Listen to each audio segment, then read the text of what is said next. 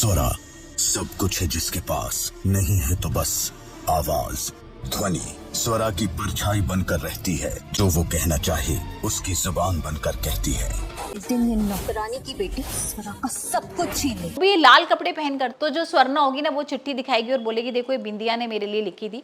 मतलब वो बोल तो नहीं पाती है, लेकिन भाई जो ध्वनि है ना वो उसको बोल के बताती है कि ये चिट्ठी मैं ना ऐसी अपनी माँ की याद आ रही थी मुझे, और मैं उनके कपड़े। स्वरा सब कुछ है जिसके पास, नहीं है तो बस आवाज।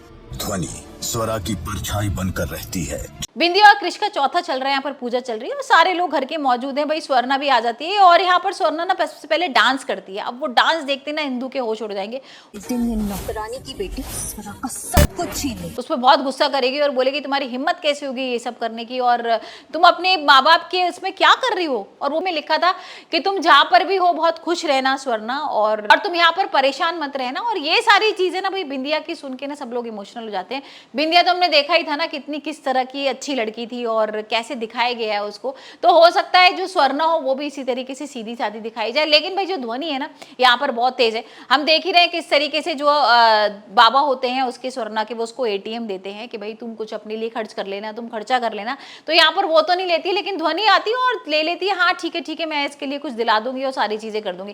भाई ध्वनि उसकी असली बहन तो है नहीं, यहाँ पर नौकरानी की बेटी है। और यहाँ पर उसको देखते हुए हमने सुना भी है कि स्वर्णा से मैं सब कुछ छीनने वाली हूँ क्योंकि उसके पास इतना पैसा है, इतनी सारी चीजें, तो उससे चिढ़ती है और वो बोल भी नहीं पाती। भाई बहुत सीधी भी है। तो यहाँ पर भाई अब ध्वनि क्या कुछ करेगी ये तो हम आने वाले एपिसोड में ही देखेंगे। लेकिन जो इंदु है ना वो उसको बिल्कुल नहीं पसंद करती स्वर्णा को। वो उसको भाई बहुत बददुआ देती है और क्योंकि उसका कहना ये है कि जैसी ये पैदा हुई थी वैसी अपने माँ बाप को खा गई, तो इसका तो भाई हमें पसंद ही नहीं है और ये तो पसंद ही नहीं करती है।